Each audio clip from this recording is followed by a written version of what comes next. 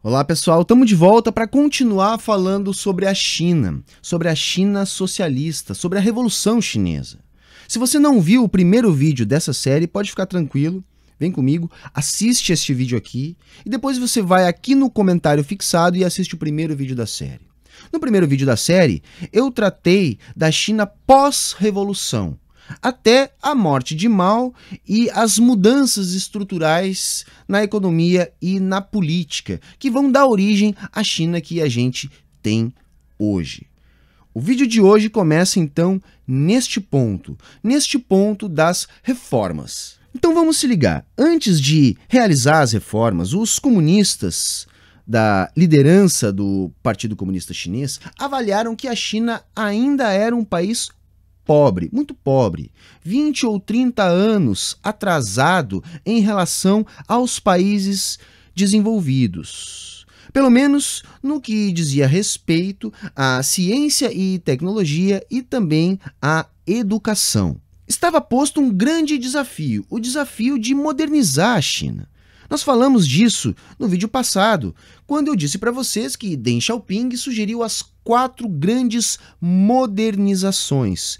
Esse era o objetivo, realizar modernizações no campo da agricultura, da indústria, da defesa nacional e também da ciência e tecnologia. Mas como realizar essas modernizações sem gerar um excedente pobre na China? Como fazer isso garantindo emprego e qualidade de vida para uma população tão grande? Para vencer esse desafio, eles voltaram aos 4 princípios cardeais, que seriam princípios ideológicos e políticos norteadores da Revolução.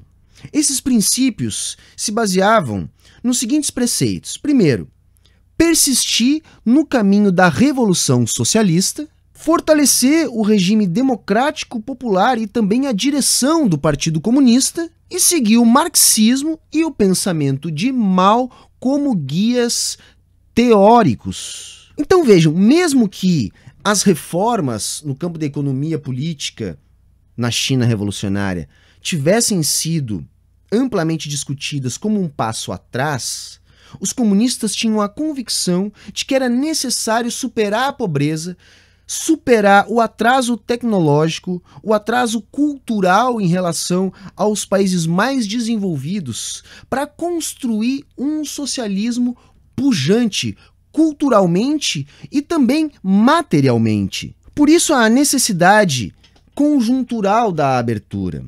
Abertura que fez com que muitos membros do Partido Comunista se envolvessem em casos de corrupção. Porém, isso também foi depurado. Foram criados mecanismos de combate à corrupção internamente no Partido Comunista e os casos de corrupção identificados foram punidos exemplarmente. Por isso que a ideia era reforçar o regime democrático popular e garantir segurança e estabilidade para as lideranças do Partido Comunista. Nesse sistema de lideranças, a concentração do poder foi sendo reduzida. Foi instituído a rotatividade nos cargos políticos de poder. Foram divididas as responsabilidades entre o partido e o governo, para que o primeiro não substituísse o segundo. Então vocês já entenderam, a vitalicidade dos cargos foi extinguida nesse processo. É interessante a gente perceber como foi um processo amplamente discutido. Como eu disse no vídeo passado, cheio de idas e vindas.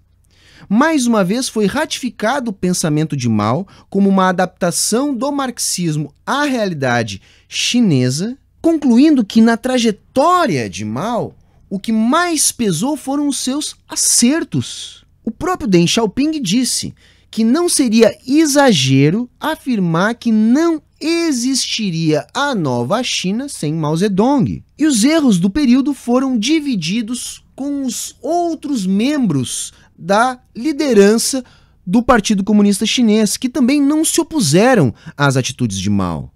O que que eu estou querendo dizer? Que mesmo sabendo desse retrocesso, desse passo atrás, o que estava em jogo ali era implementar as 4 modernizações sem abandonar os princípios universais do marxismo. Os comunistas chineses se empenharam em reajustar a economia. A ideia era planejar tudo para longa duração. Eles faziam alguns experimentos locais, com algumas inovações econômicas, testes, e depois levavam, quando bem-sucedidos os testes, essas experiências para todo o país. Então diziam desenvolver na China, à época, uma economia moderadamente desenvolvida em 20 anos. Quer dizer, plano de metas, pé no chão e pensamento de longo prazo. Por exemplo, em 1984, com uma perspectiva de planejamento para 35 anos, iniciaram um processo combinado de reformas urbanas no setor da indústria, do comércio, finanças, serviços públicos, educação, cultura, política e estrutura estatal. Um programa de mudanças realmente profundo, que ia também na parte de salários, de preços. Uma porção de combinações estratégicas, relacionando Estado, mercado, propriedade social, propriedade privada. Misturava um trabalho intensivo, extensivo, uso de altas tecnologias com trabalho manual, ponderando para cada caso, com mais livre comércio, mais protecionismo, mais ou menos regulação, de acordo com a ocasião, de acordo com a demanda. Existem até hoje estatais em áreas sensíveis de abastecimento, por exemplo, e ainda existem alguns preços de alguns produtos básicos que também são administrados. O governo mantém estoques estratégicos, regulatórios, assim como acompanha as oscilações de determinados preços no mercado. Para que isso? Para que eles possam interferir quando algum produto específico, sobretudo um produto importante, está sofrendo especulação financeira ou qualquer outro tipo de ataque que possa prejudicar a economia da China.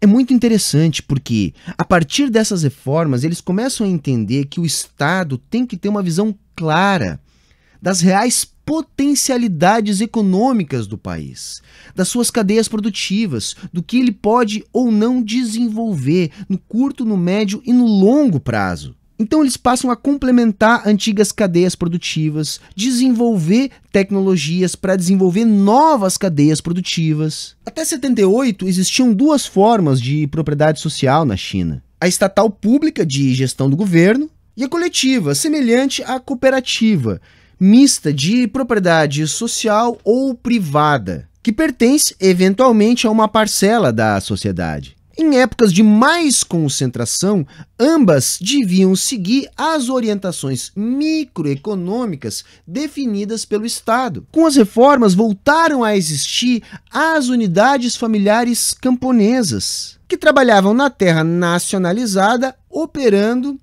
através de contratos com o Estado.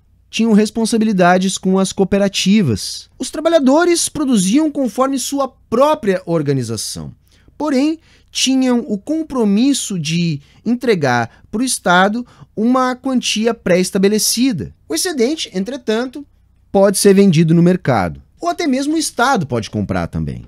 As empresas estatais são geridas pelo Estado através do governo, porém elas não têm mais poder de monopólio, apenas em alguns casos específicos. Elas têm autonomia para atuar no mercado como qualquer empresa, porém têm responsabilidades estabelecidas em contrato com o governo. Então elas têm direito a administrar a sua rentabilidade com o compromisso de realizar investimentos para a própria expansão e ganho de mercado. A legislação econômica separou propriedade de gestão. As empresas coletivas, que são a maioria das empresas chinesas, são de propriedade dos seus empregados e funcionários. Eles que escolhem gestores, técnicos, administradores. respondem por lucros e perdas e atuam livremente no mercado. E também é permitido, pela legislação chinesa, empresas estrangeiras e nacionais privadas, sujeitas às mesmas regras das empresas de propriedade estatal ou coletiva. Gente, o que nós temos que entender é que a lógica do mercado na China é um pouco diferente do que a gente está acostumado aqui no Brasil. A maior parte das empresas são empresas mistas. Quando eu falo em mistas, eu estou falando de empresas que misturam propriedade estatal, coletiva, privada chinesa, privada estrangeira. O que estrutura, em linhas gerais, a propriedade chinesa é ter a propriedade estatal, seja ela pública ou coletiva, como o corpo principal da empresa. Na zona rural, a maior parte das atividades agrícolas é realizada por unidades familiares. A propriedade pode ser pública ou privada, o Estado apenas administra essa produção. Desde o final do século XX, que essas zonas rurais já produzem em ritmo industrial. Há uma forte sinergia entre a agricultura, com nível industrial, o comércio e o setor de serviços. E aí é bom lembrar que, por exemplo, nos anos 80, havia uma preocupação muito grande com a capacidade da economia chinesa oferecer postos de trabalho para a sua população. Então eles implementam um rigoroso controle de natalidade, reduzem a jornada de trabalho e estabelecem a aposentadoria compulsória aos 60 anos. Se empenham para utilizar a indústria, a ciência, a tecnologia para produzir equipamentos altamente produtivos que pudessem otimizar a mão de obra. Então combinavam mecanização da indústria com ampla utilização de mão de obra em outros setores que ainda não estavam passando por esse processo de mecanização. Esse controle de natalidade é, obviamente, muito questionável. Porém, não existe mais. É algo já superado pelo Partido Comunista Chinês. Apesar de ser questionável, em alguma medida funcionou, porque essa modernização ampliou as vagas de emprego, a economia cresceu, houve uma ampliação nos postos de trabalho, fazendo com que essa preocupação deixasse de ser tão evidente. A economia chinesa trabalha no ritmo de pleno emprego e o trabalhador da indústria ganha, em média, mais que o trabalhador brasileiro, para você ter uma referência. E aí tem um ponto importante. Esse desenvolvimento tecnológico também foi algo que o partido construiu. Por quê? Para que as empresas pudessem se instalar na China, neste período de abertura, era exigido delas participação do Estado chinês e, sobretudo, transferência de tecnologia. Então foram criadas zonas de desenvolvimento tecnológico com projetos de longo prazo e interação das empresas que estavam se instalando na China com as empresas estatais do governo. Enquanto essa política se desenvolvia, a China mandava milhares de estudantes para todo o mundo, também nessa de superar qualquer tipo de déficit cultural para que eles pudessem dominar as tecnologias e, portanto, as cadeias produtivas. E vejam, né, gente, tem um detalhe aí. Essa abertura que a gente está falando, ela teve início lá no princípio dos anos 70. Só que, efetivamente, os investimentos estrangeiros vieram apenas em 79 para a concretização das zonas econômicas especiais que a gente falou lá no primeiro vídeo. Então, essas novas tecnologias passaram a efetivamente se desenvolver depois da abertura dos portos. É evidente que essas zonas especiais estão longe de qualquer princípio marxista. Entretanto, agora, passado tanto tempo, já com inclusive a mudança nas leis trabalhistas nessas zonas, a gente pode avaliar essa experiência como uma experiência positiva. Por quê? Primeiro, a abertura não foi geral e indiscriminada.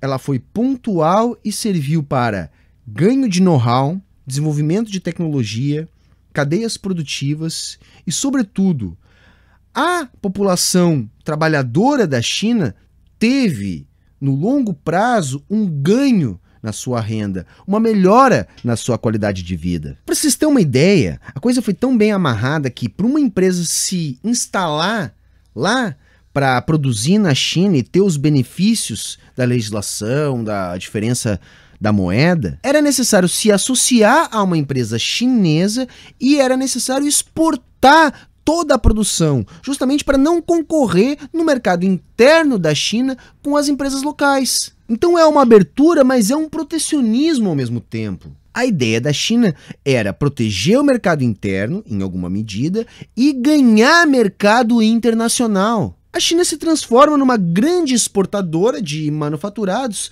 e também de capital. O ápice disso tudo é quando a China solicita sua entrada no OMS e também abre sua economia para seguradoras, bancos, enfim, todo o mundo financeiro chinês se integra com o restante do mundo financeiro. Porém, não foi diferente essa integração. Foi uma integração altamente regulamentada pelo Partido Comunista Chinês. Além dos princípios cardeais, os chineses têm implementado aquilo que eles chamam de estratégias orientativas, que é prioridade à segurança alimentar, organização das estatais, modernização, ganho de mercado local e global, quebra de monopólios, ampliação de mercados, construção de cadeias produtivas, com um papel central da educação no desenvolvimento da ciência e da tecnologia. É a chamada estratégia do enriquecimento em ondas, né? Ondas de desenvolvimento que vão vindo conforme o planejamento vai se desenrolando. E tudo isso vem fazendo com que o ganho de produtividade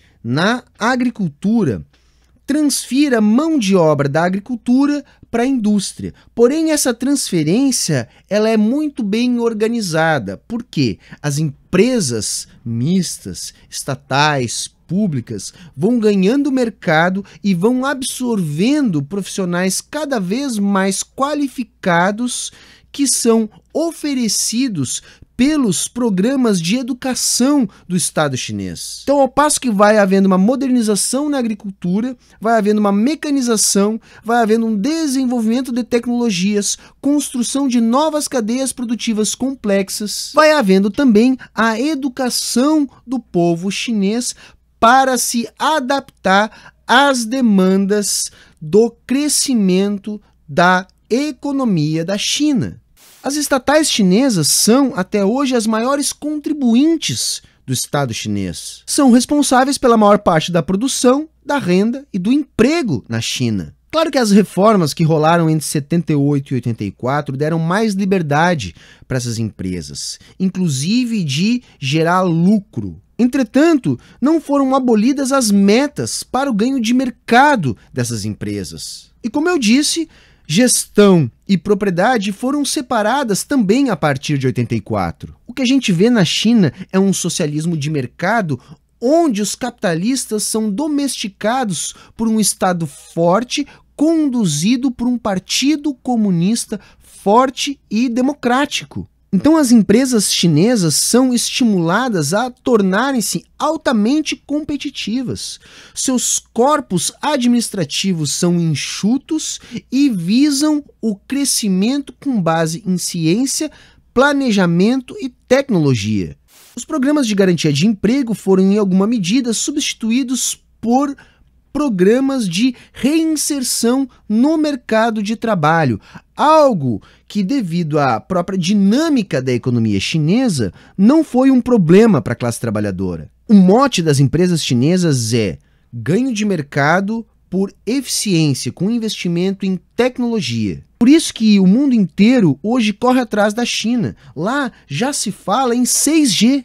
Desde 2001, a China vem modernizando rapidamente as suas empresas, vem quebrando monopólios e pressionando as empresas a reagir. Mas vejam, se por um lado as empresas começaram a ser guiadas pelo mercado, na questão da terra e da moradia, o governo chinês nunca flexibilizou muito. Há um controle para evitar o inchaço das cidades. E assim produzir também um desenvolvimento mais harmônico nas diferentes regiões da China.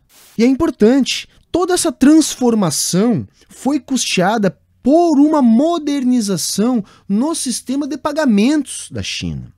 A China passa a manipular a sua moeda e também uma cesta de moedas estrangeiras a fim de que, com a sua soberania monetária, eles pudessem realizar os investimentos necessários para tal modernização. Então, desde os anos 90, que o Banco Central da China oferta títulos, bônus, faz todo tipo de negociação comum a todo tipo de banco central de país capitalista. Então geram déficits públicos, manipulam juros, controlam com bastante rigidez o seu sistema bancário. As bolsas de valores de Xangai e de Shenzhen são grandes exemplos da pujança do mercado de capitais na China. E a regulação que os chineses fazem sobre o seu mercado de capitais é tão eficiente que a China passa pelas crises de 2001 e de 2008 muito melhor que as economias desenvolvidas do capitalismo. Então a China, para se transformar nessa grande potência que controla cadeias produtivas complexas, que fornece capital, que exporta manufaturados, que exporta tecnologia high-tech, foi também custeada pelo Banco Popular da China, que é o Banco Central chinês. Mas é importante lembrar, para encerrar o vídeo de hoje, que também já ficou bem longo, essa liberdade e soberania monetária foram conquistadas com a Revolução. Só por causa disso, a China pôde manipular o yuan e o dólar por tanto tempo, comprar dívida dos Estados Unidos, gerar déficits para produzir desenvolvimento. Só por causa da Revolução que essas coisas puderam acontecer sem que houvesse uma intervenção estrangeira na China. É sempre muito bom lembrar. Tá ok, gente? Bom, tem mais um vídeo ainda nessa série. Se vocês estão gostando, por favor, compartilhem esse vídeo ao máximo, curtam, se inscrevam aqui no canal. Se puderem, acessem aqui no comentário fixado qualquer uma das nossas plataformas de apoio e ajude o canal a se manter no ar. Só assim eu vou poder continuar aqui produzindo vídeos para vocês. Tá bom, galera? Era isso hoje. Se liguem no próximo vídeo da série e até a próxima.